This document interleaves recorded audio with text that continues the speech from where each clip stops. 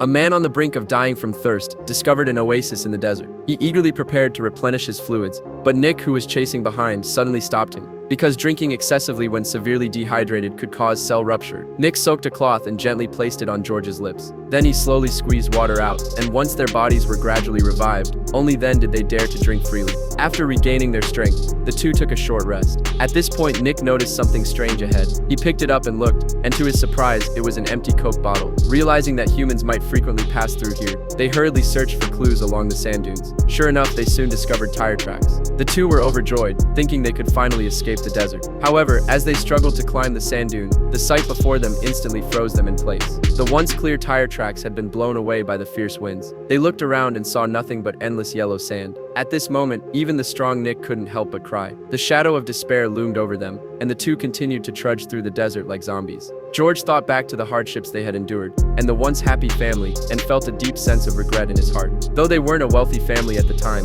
they never had to worry about food or clothing. But everything changed when a neighbor suddenly returned from abroad. The neighbor not only drove a luxury car, but also remodeled his house into the best in town. George couldn't help but think of changing his fate. So, he ignored his wife's advice, mortgaged their house for travel expenses, and resolutely left his family to seek a better life abroad. But the harsh reality gave him a loud slap in the face. They waited for hours at the airport, but no one came to pick them up. His companion called the employer with the few English phrases he knew, but the response from the phone was a disconnected tone. Just as the two were confused, an old man suddenly appeared. He gestured like a kind passerby using sign language, then indicated that he could take them to find work. The two naive men thought they had met a good Samaritan, but they didn't know they had fallen into a cruel trap. A pickup truck stopped in front of a dilapidated yard, and there was a dense fence of barbed wire surrounding it. George intended to use his phone to call his wife and let her know he was safe, but he was immediately pinned down by a group of burly men. His companion was also locked in a cage. It was only then that George realized they had been trafficked, and their passports were ripped apart in the struggle. With no way out, George momentarily panicked, but he quickly regained his composure. George pretended to comply with them, while secretly trying to gather information on how to escape.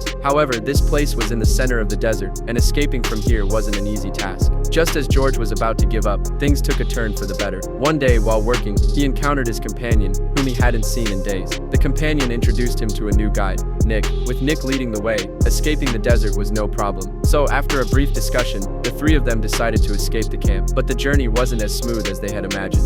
3 days later, their water supply was completely exhausted. The companion collapsed from dehydration. Only George and Nick remained, struggling to continue. In the end, the two were lucky enough to make it to the road, where a kind passerby took them back to a nearby city.